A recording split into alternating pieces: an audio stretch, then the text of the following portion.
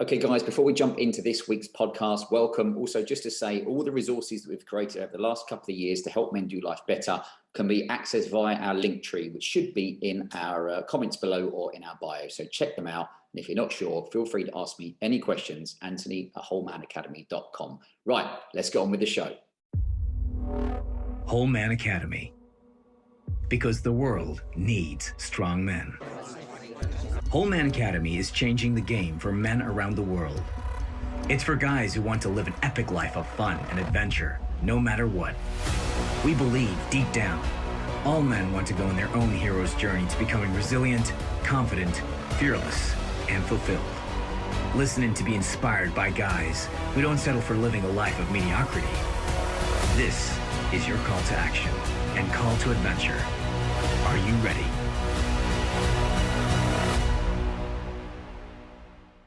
Okay, so this is the Whole Man Academy podcast, episode 109. My guest today from a long way away is Marquis Murray. I hope I've pronounced your name right. An entrepreneur, leader, father, CEO of Ditto. I think a founder as well. We're going to come on to that. Ditto is all about helping businesses eliminate burnout through systems, processes, and plenty more. So we're going to talk all about business, everything else we can get our teeth into today. But firstly, how are you and where are you? I'm doing great. Thanks so much, Anthony, for having me on. I am in Toronto, Canada, so up in the Great White North. I'm about an hour outside of the city currently. So yeah, we're right by Lake Ontario. I can see the lake from my office, and Nice. It's great. So it's so you're not in the big city, as it were, when you're out by the That's lake. correct. But did you move out there, or have you always been out there? Because I know you've got kids, which we'll talk about, but being out Yeah. in the open space is a bit nicer when you've got little ones running around. Yeah, we moved out here about 5 years ago. Our kids are 6. And so we moved out here about 5 years ago. We needed more space. We wanted to be by the water, and we got all of that.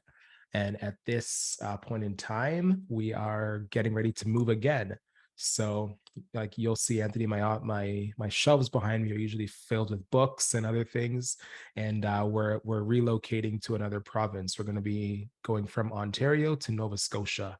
Okay. And so we're going to be on the lake this time with much more property.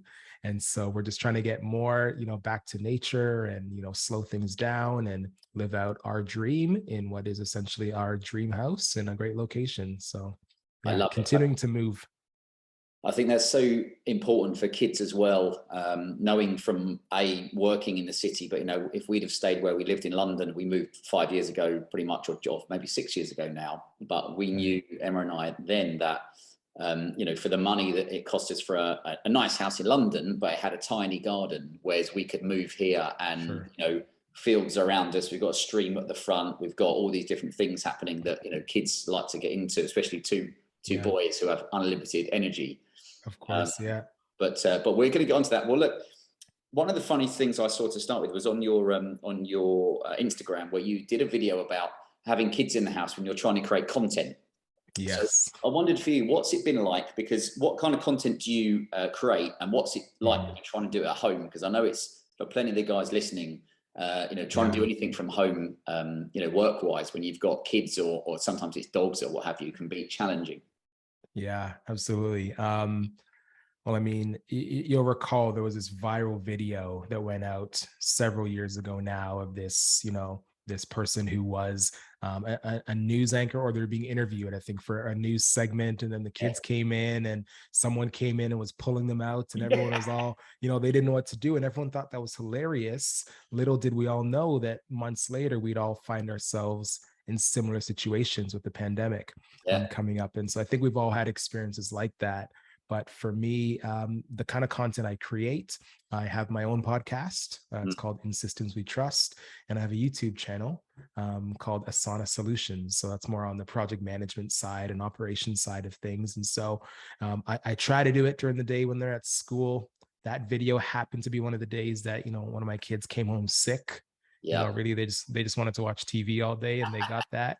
But I was trying to record a video intro for YouTube, and he was calling for his brother, And it's just like I couldn't get in any moments of silence. So I had to like just keep waiting. Eventually my wife took them out of the house and it was fine. But usually it's not an issue. When they do come in, I'm on a podcast. They just got home from school. They want to say hi and they'll burst in the door and they want to show me what they made at school that day. And the guests are always so gracious. Clients are always so gracious and understanding because they get it. We're all at home. We got families. We have lives. But that's usually what it looks like in my world. No, I know plenty of guys that we spoke to on the podcast, either in this country or abroad, have found that where, it's trying to juggle, because not all of us have got massive houses where you can be in a different wing of the house. It is like, look, I'm up in a box room with a towel over my head trying to get some good vibe going on. And I often find, because would you say that because you're used to doing a lot of kind of, content creation, that you're quite good at kind of a one take? Because I've found that, but then once my concentration's gone, then you start overthinking it. Sure. On the blanket over the head thing, there was a time years ago when my kids were infants and they were sleeping in the next room and, getting to bed. I was recording a podcast and I literally had a blanket over my head. There was no video and I'm sweating buckets under this blanket, but I had to get it done. I had to, deaden the noise. But for me, and I just lost track of the question, but can you just repeat it quickly? Yeah, well, I just wondered, because that's one of the things in these last few years where people have either been forced to work from home or they've decided to, that, it's not the working environment that you're used to. And even when we started the podcast, that was just before kind of lockdowns happened in, what was that, 2020? Yeah. So 2020, I feel like we've had 2 years of our life taken away and freedom was ripped from us left, right and center. But that's another story. But I remember we were about to kind of do it in a studio in London. So I'd never planned to be in all different rooms of my house, trying to, keep the chickens quiet, keep the dogs quiet, keep everybody else quiet. But we adapt. Now, next question was talking about, I know you'd said in your, when I was reading some of your posts about a battle with anxiety. And that's something I think a lot of guys have had at various times, either with work or performance relationships, producing content, etc. But how have you managed to manage that with creating your content? Because you're not creating it for fun; it's for business. Yeah, and I'm remembering your question now, and I'll answer the both of them with this. But when it comes to recording in one go, I mean, and this does tie into my anxiety. It's like the more that I have to do it over and over again, it's the more that I think about it, the more that I internalize, and I start doing this negative talk, and that leads to just more and more anxiety. So it depends on what I'm doing. If it's a how-to video on YouTube, I can usually get it done in one take. That's no problem. I know what I'm doing. It's the intros where the kids are home or the wife needs something, or there's something when I'm thinking about work and I get tripped up. I'm overthinking everything that I'm doing. And so that's a bit more difficult. There's actually a video on my Instagram where I had some bloopers, right? Some behind the scenes of what it actually looks like to create this content. But for me, it's difficult. I have to block off those days if I am creating content, because to have, sales meetings and team meetings and client meetings coupled with YouTube content creation and podcasts, after those exercises, I am drained. I am an introvert. I'm the definition of an introvert, right? After one meeting, I am drained. I need to go lay down. And if I know that I'm going to have a few of those sessions back to back, I'll do my best to stay off camera or not speak as much as to preserve that energy, because that ties into it. And for me, at the end of the day, when my kids get home, I want to be there for them. I want to be responsive. I want to be on for them. But what's happening internally is I've just been depleted of all my energy, number one. So that's the introvert side of things. And then I'm thinking about all the things that I have to do. Right now, I have to be on as a father. I have to be on as a parent. I have to, finish out my day and round things out. I got to get some sleep at some point, and then I got to do it all again the next day. And I'm thinking, that's what anxiety does to you, right? You think 10, 20 steps ahead, and you're thinking about all the different outcomes and possibilities and all the things that you have to eventually do. And the reality is that you just need to focus on what's happening right now and focus on right now. So I'm trying to get better at that and talking myself down. But you'll see in the bloopers video that I start saying things like, man, what's wrong with you? Why do you keep doing this? Just talk, and exactly, you just start getting in this loop of, you're not good enough. And then all the other emotions come along with that. So it's definitely a daily battle. Some days I finish work and I'm feeling great. I want to go for a walk with the kids and take the dog out and talk to my wife. And other days I want to curl up in a ball on the floor and not talk to anybody. And my body's vibrating just because I know I've overdone it. Right. So I look for more of the days, like the former example, versus a latter. But it's definitely a daily struggle. Daily struggle. It's interesting because, I'll speak to, say, different guys from different backgrounds, but most guys always have something that will create some level of anxiety. And, for a lot of people, it is the public speaking or speaking out in a meeting and what have you, which I generally find easy. But, you said about it's draining. I find if I do a corporate talk, because you're concentrating the whole time, when I finish, like say, I'm knackered. And I always advise people like to go outside if you can, and go and I usually take if it's not freezing cold, but take my shoes off and go for a walk on the grass and press, because if you go from meeting to meeting, it does kind of deplete you. But let's talk about podcasts then as well, because the guys listening will know I've said many times I felt like podcasts saved my life, just because it pushed me in the direction of personal development and learning more about myself, etc. So firstly, podcasting, who do you listen to, and what's it like for you creating a podcast? Who do I listen to? Cameron Herold is probably at the top of my list who I listen to. He is the founder of the COO Alliance. So he works with what he calls the second in commands to the CEO. And so he's talking about operations and systems quite a bit, and interviews some fantastic guests. So I'm talking to him. Carrie Nieuwhof is another one, talks on leadership as well. I love the series from Startup, a podcast. Gimlet Media and Alex, what was it? Not Alex Bloomberg, but anyways, I can't remember. So Startup is another great one as well, that I listen to. And then like anything like true crime, I'm right there listening to it. That's typically what I'll put on first. And then I'm a big audiobook guy. So if I'm not sitting down and reading, I'm out for a walk with my dog and I'll put on an audiobook and listen. It's usually a business book as well. So anything that I can do, on the self-development side of things, or gain some insight as to how to move my business forward, I'm all there for that. It's really interesting because I would say in the UK, there's very little personal development platforms, whereas in the US, we've got Tony Robbins as an example, and there's, I always found in the US, it's like the home of personal development. So you can find something that fits for you. What about for yourself out there? Are there events from people in kind of your area, or is it always for us, it's always the the Americans coming over, as it were? I think you said it already. Like for me, my experience has been, when it comes to this stuff, like Canada's not good at it. We're not good at it, right? Like they don't want to hear from Canadian speakers. There aren't really events here. All the good conferences are down in the States. And so I've attended a lot of those virtually at the time. So I think it was April 2020, I was set to go to a conference in New York. Would have been my first in-person conference, and I was super excited for it. And then I spent, the next several months trying to get my money back from Air Canada, and I didn't attend. And so, I think that from a geographical perspective, the big draw is to go to the States. Like they have the resources, the space. People want to hear from them for whatever reason. And here I am up in Canada. I'm also a speaker. I'm applying for these gigs in the States, and I don't know if it's because I'm not a resident or my platform's not big enough just yet, but the opportunities seem to go towards people that are there and events that are there.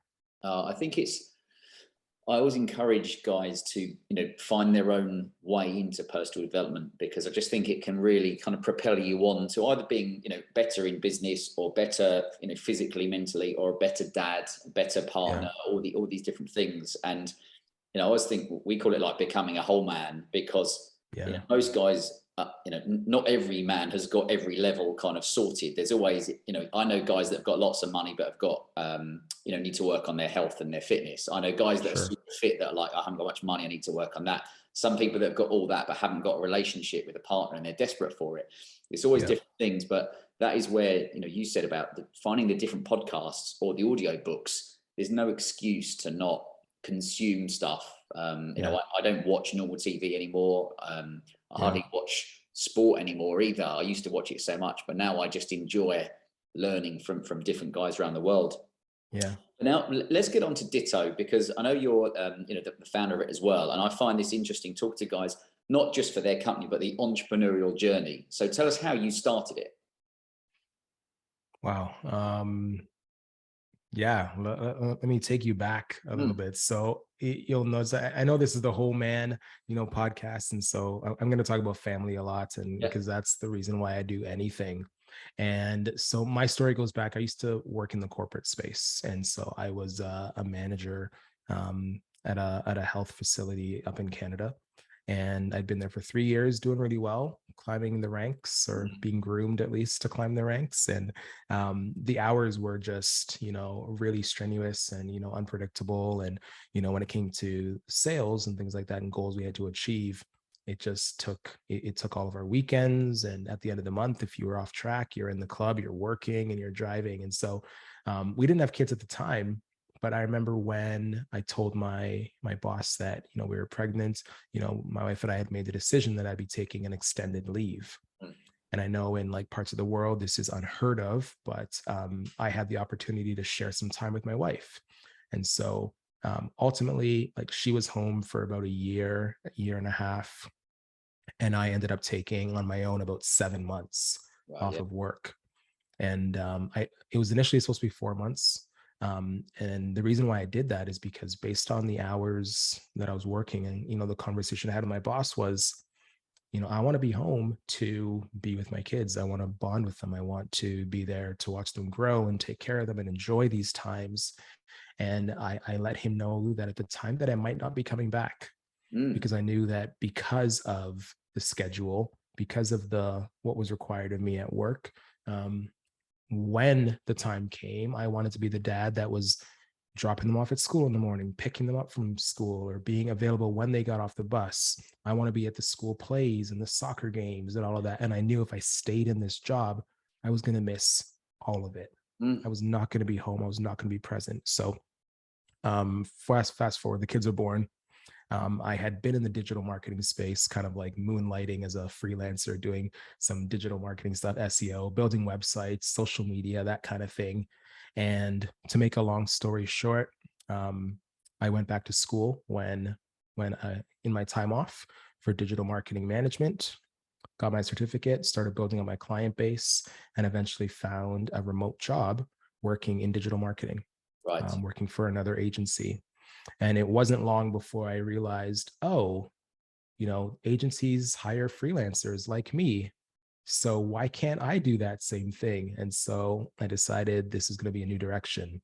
The agency moved from a model where I could be remote to them wanting me in the office every single day. And that's not what I signed up for, right? I needed to be at home with my kids. End of story. And so I resigned from that. And prior to that, I would say easy decision, but I know there's always there's a financial aspect to it all as well. When you've got bills to pay and mouths to feed. It was tough. And like what I left out of that, little story there was that, I went home and I had a few clients and I was tallying it up. And I think I had 4 clients at the time.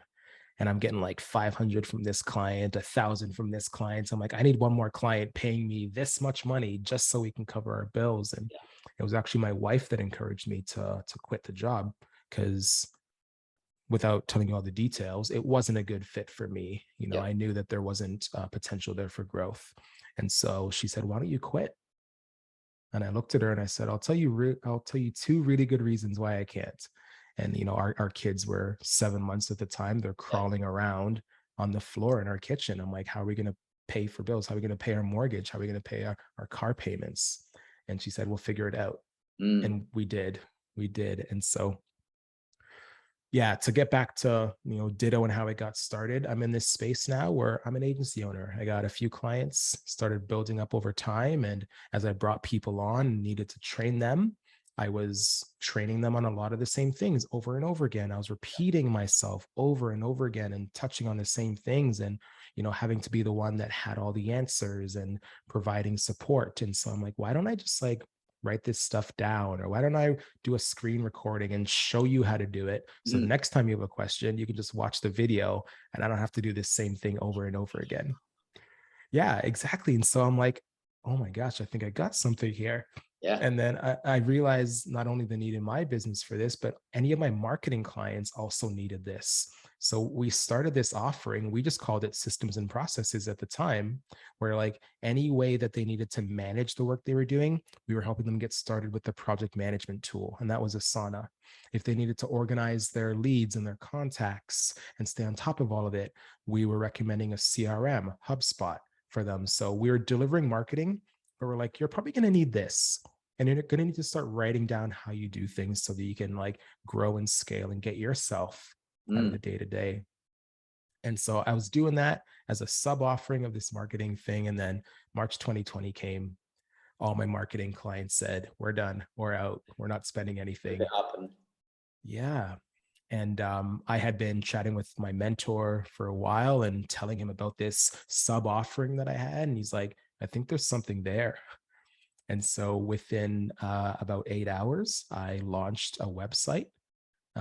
We had the name kind of floating around. I called it Ditto. And I got the website up and I told everyone, hey, I'm doing this thing now in operations, and thankfully a lot of people were displaced and remote for the first time ever.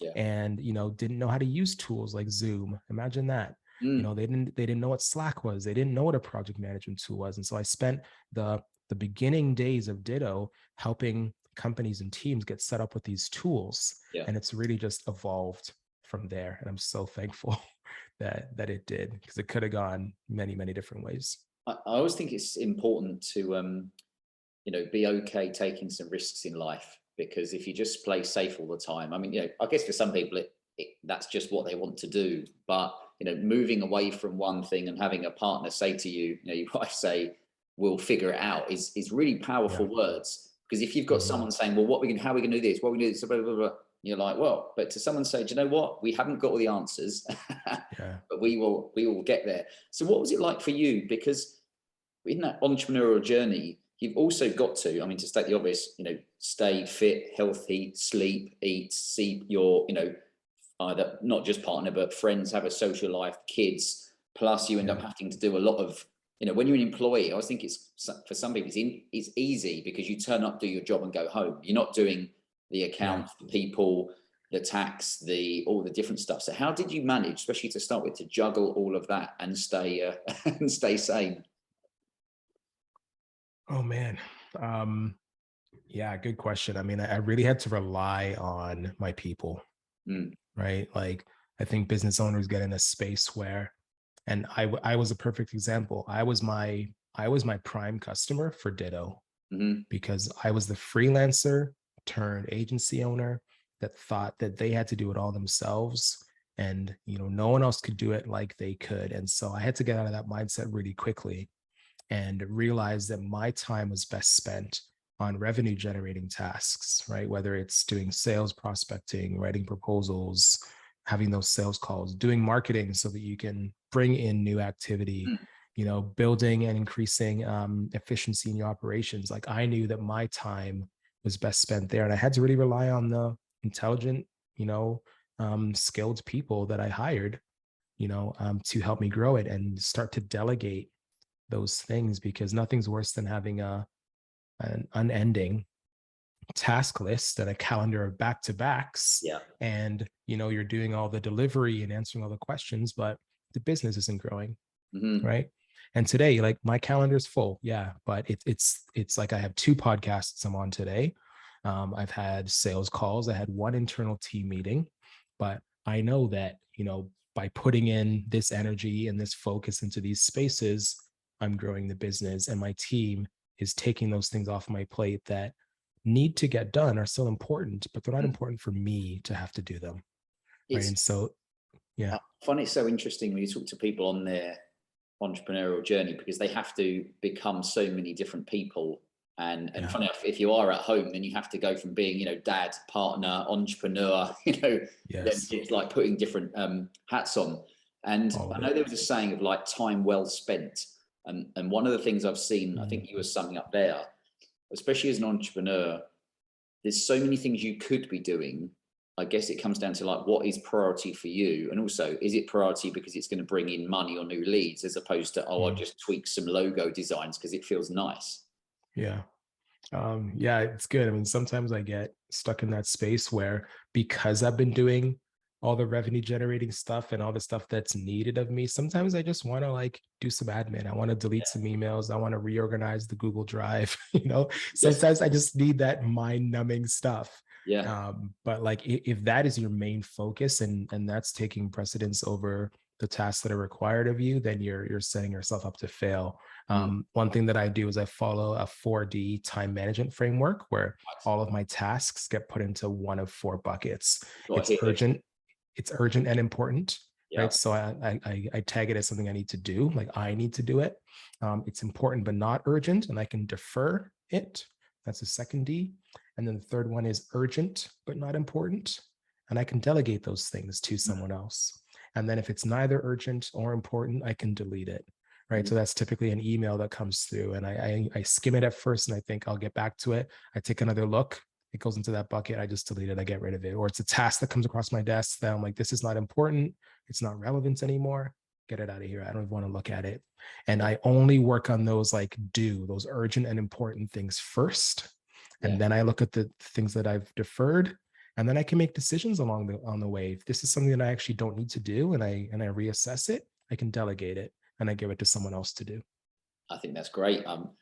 Might be applying that to my my workload, and I think especially as these days, probably like all of us, you can quite easily get so many emails coming in, and you end up kind of reacting to things as opposed to being able to do what you need to do first and then kind of move on. And I'm as guilty of that with as anybody. Those days where sometimes I would say, you'll think, I just need to look up something on Instagram, and then you find yourself going,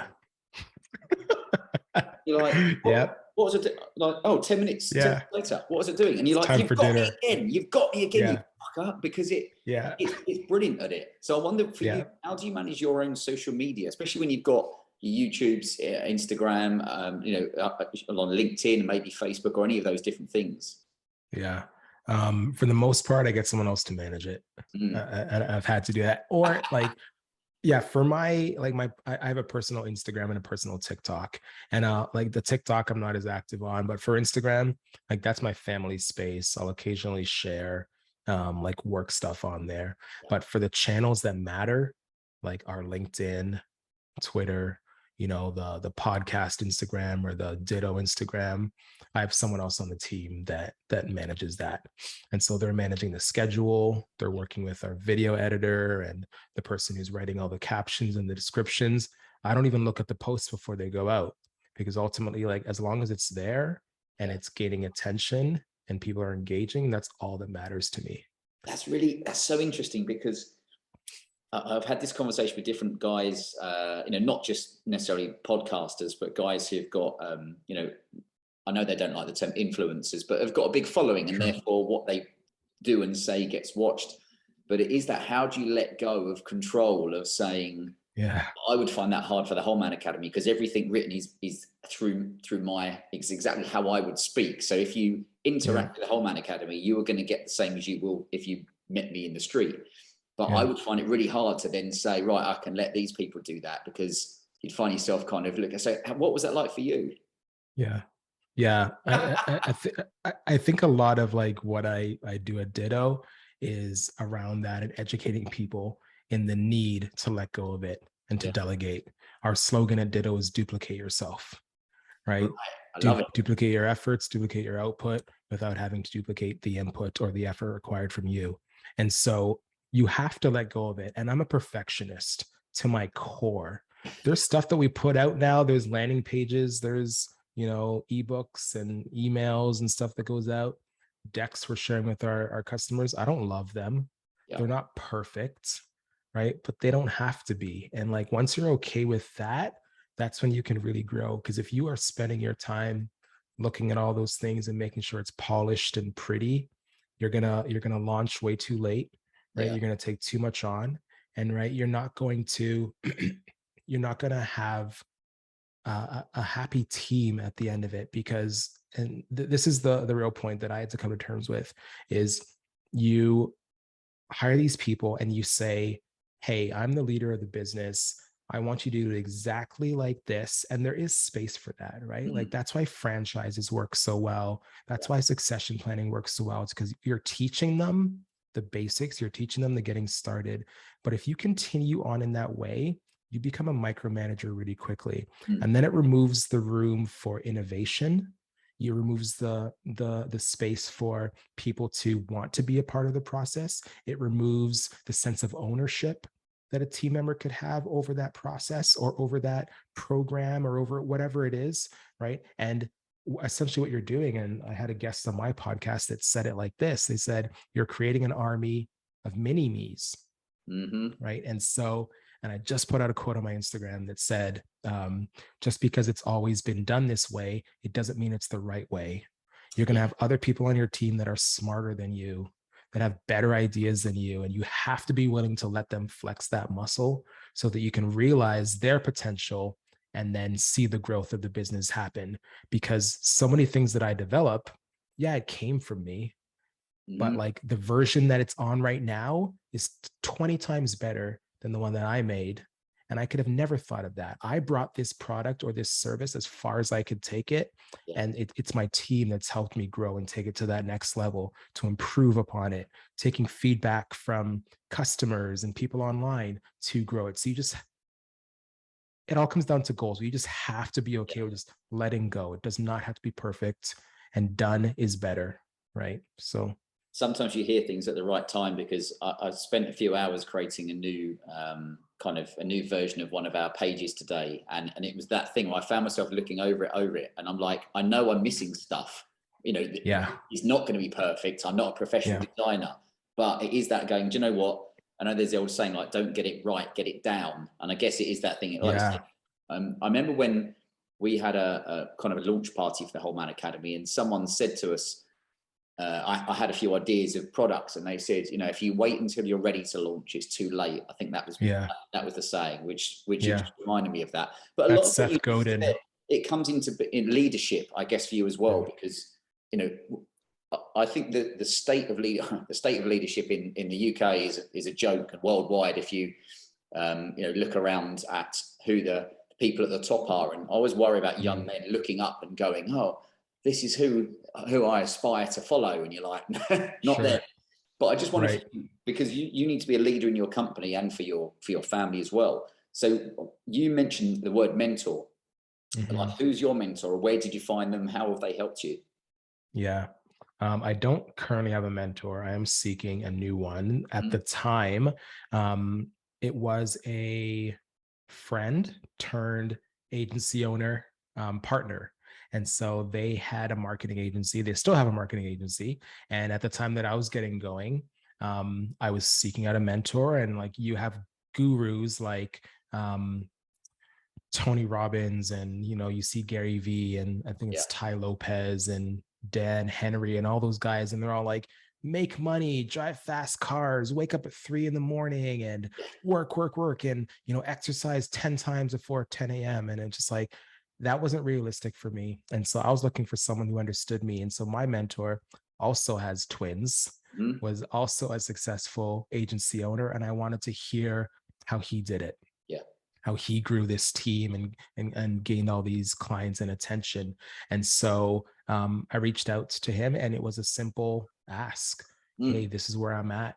I don't know what I can offer you. I'm in this marketing space, and they're running a web development agency. So I thought, can I help you with your marketing? Is there anything that I can do and look at? And in exchange, I would love to, take you out for lunch, once a month, and talk and ask you questions. And that turned into a really fruitful relationship I hope for them, because, they became a client and I was assisting them. But also for me, I got some really great insight, and I was able to, share some ideas. And so it was nice that I had that personal connection, Mm. because I was getting a perspective from someone who understood where I was at in life, where I was at as a father and as a husband and as an agency owner, and recommended, resources that I could, consume to take it to the next level, which Yeah. is how I got onto Cameron Harold and people like Kim Scott, who are leaders in organizations. And, I was starting to learn from them. And so you have people that are close to you. You have the people that, are of influence in these corporate spaces. And, so there's definitely no shortage.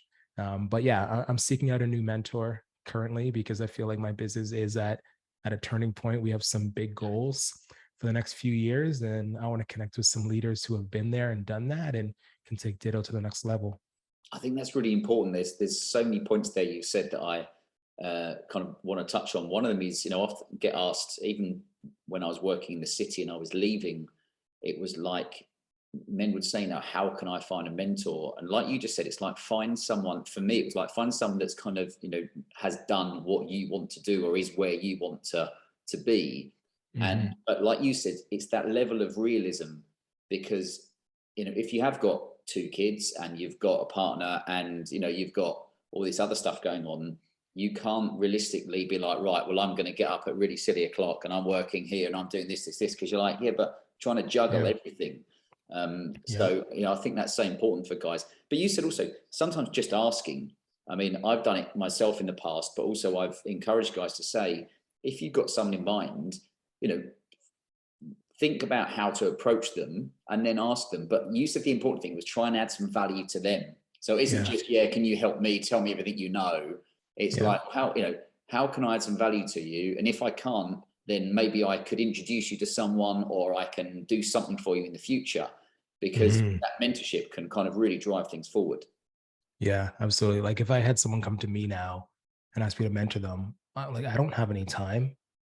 I can't do that. Yeah, I'll meet with you once a quarter, maybe take me out for lunch, but there's got to be that exchange. There has to be, and if you can present that, where the person on the other end can see right away that not only you're willing to invest, in either services, delivered, or pay them a little bit of money every time you meet, or take them out for lunch. Like if there isn't that commitment from you, it's harder for the mentor to see the potential or the benefit and upside for them. Right. And they're more likely to say no at that point. So yeah, go in with your best foot forward and kind of go from there. I like it. And Joe, we touched on something earlier, which was about trying to find that balance, especially as a father. And I noticed you'd written a post, or maybe it was a video, where you spoke about your dad, where your dad had said that he'd worked for many, many years. But if I could take it all back, I'd spend more time with my family. Yeah. And that really that really touched me, because I know that's one of the reasons I couldn't have done the job I used to do when I worked in the city in London. It'd be like working on Wall Street. There is no half days. There's no leaving early. And I know that I would just hardly ever have seen my kids. And maybe of a night, I might not wanted to see them because I'd been pissed off because the day hadn't worked out how I wanted. So I thought that was a really powerful thing to say, to admit also, to say, do you know what? Because a lot of people say, oh, I wouldn't change anything. You're like, well, actually, how cool for your dad to say, do you know what? If I could take it back, I'd spend more time with my family. Yeah. Yeah, it was huge for me to hear that, because that's the last thing I ever expected him to say. I mean, and he traveled quite a bit when we were growing up. And what was his career?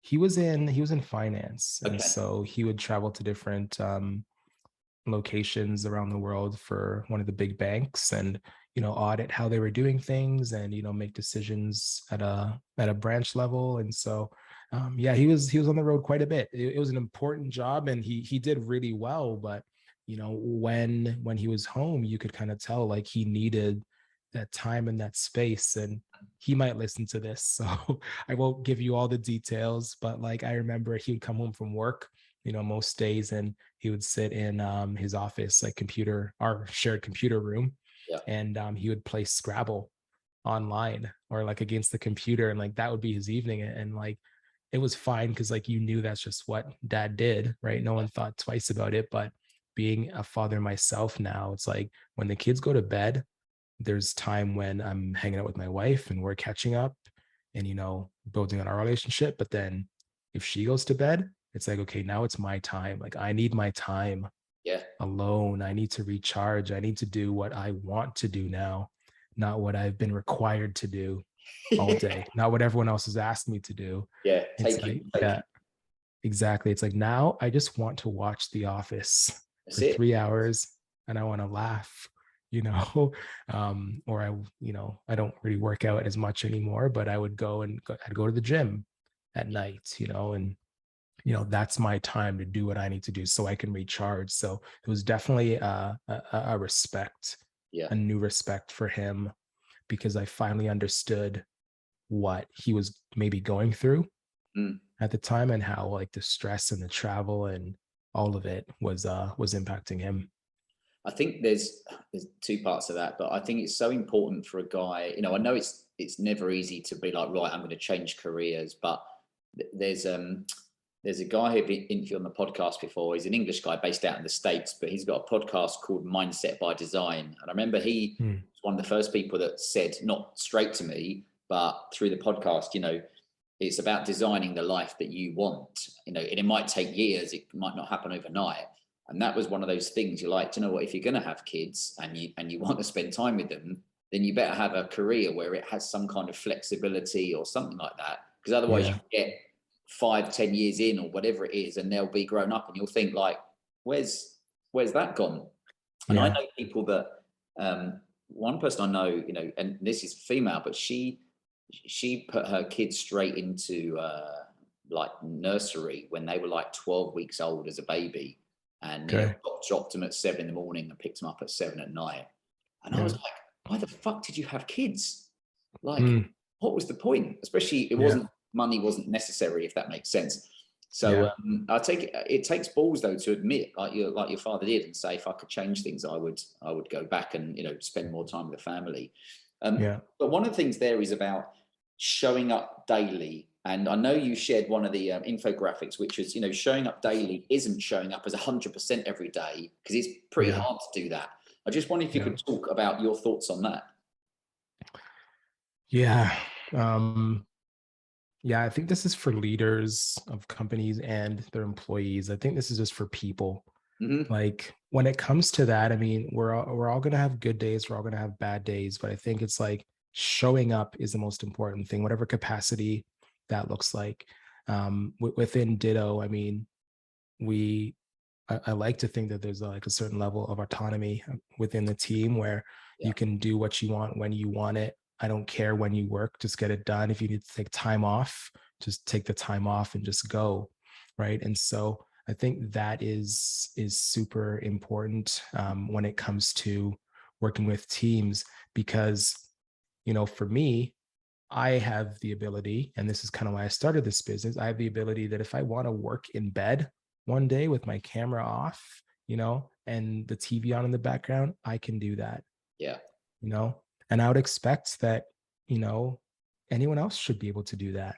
Right. So, and there's days when I'm 100%, I'm at my standing desk, I got my hot drink and I'm ready to go and I'm in the zone and I'm giving 100%, but we need time as people to recover, to recuperate. And I think one of the big traps of, I'll just say corporate America, because I can't think of a better term right now, but like the job field in general is, or the workspace in general, is that you get into a role and you're working for this company and you've devoted your life to them. And like our parents would understand this because they went through this, but like you work your job and that's the thing that you do until you don't, and you retire. And then you live out your life and you wonder, what am I going to do now? I think that's one of the biggest traps, because the second you remove someone from that environment, you lay them off. A pandemic comes in and they're forced to go home, or, they make choices in their life and they don't have that job anymore and they're removed from that. You see how their world crumbles, right? Because their identity is defined by the job that they do. And the company has sold them this lie that this is what you do. And, you're going to get paid this much for it. and this is what you're worth to me. And I don't agree with that at all. I think it's such a danger for people to think that way and believe those lies that these companies tell them. And I hope that I'm not that way, right? Like, this job does not define you. There is a human being on the other side of that screen. There's a family. There are parents that become ill that you have to take care of. There is mental health issues that come up that are either undiagnosed, or the person is suffering in silence, right? And they feel like they can't talk. And so if you need a day, you go take it. Who am I to tell you how to live your life? Yeah. Right.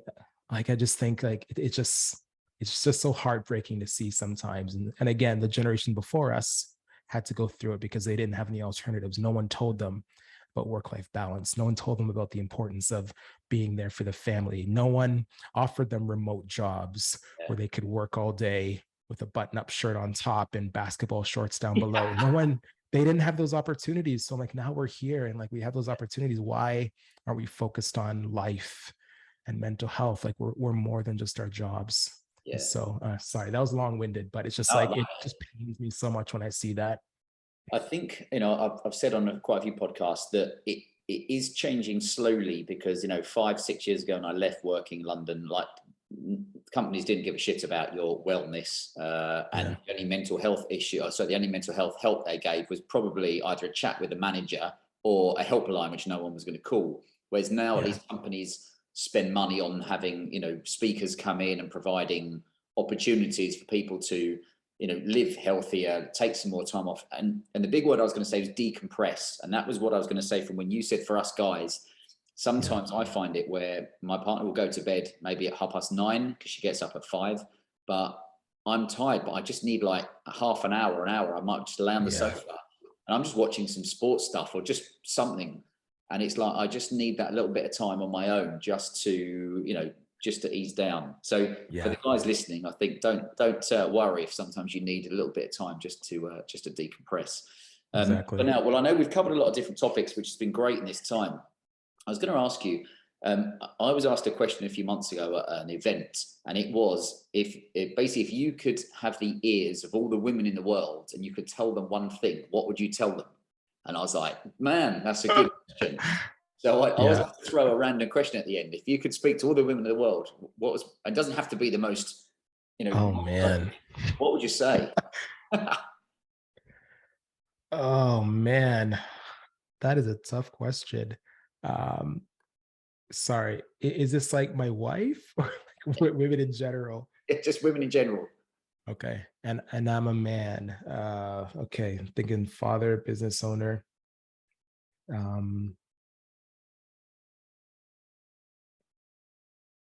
We are trying our best. There's so much going on in our heads, challenges we're facing that either we haven't identified yet, there isn't a space to talk about them in,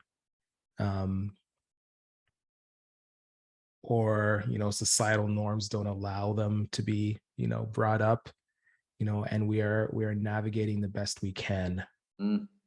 I think is the main message, right? Like, I'll use me as an example. Like, I'm very public about my struggles with anxiety, and daily I have different thoughts and different feelings, and I've had a therapist and a business coach, and I'm on medication, and there's times where I'm really good and there's times where I'm really bad, and my wife has seen both of them, and all the in between. And sometimes I share with her what's going on, and sometimes I feel like if I share with her what's really going on, it would scare her.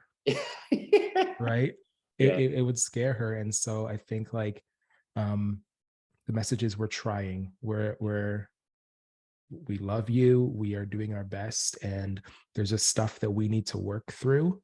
So be patient with us. It's a good answer, especially when I tip it in at the end, because I found if I send it over, someone will come up with a beautifully scripted answer, whereas coming from the heart is always that was a good one. I'm impressed. Bit more gritty. But well, look, I know you've got more stuff coming on this afternoon. So what time is it there? Right now it's about 2 p.m. 2 p.m. Yeah, so it's dinner time for me and the boys after this. Okay. So but it's still sunny here, so I'm not complaining. Right on. But mate, I appreciate all your time, and it's been a really interesting chat. I know the guys that listen, from all the different countries, are going to enjoy sitting down, hopefully with a coffee and listening to it. So yeah, That's I great. appreciate all your time. It's been a great chat, Anthony, and I didn't even cry once, so Yeah, we did all right. Do that for round 2. Yeah, exactly. All right, man. Thanks so much for having me here. Thanks for listening. Remember to sign up to our game-changing weekly e-letter that's read by men around the world. Sign up at wholemanacademy.com/movement. Until next time.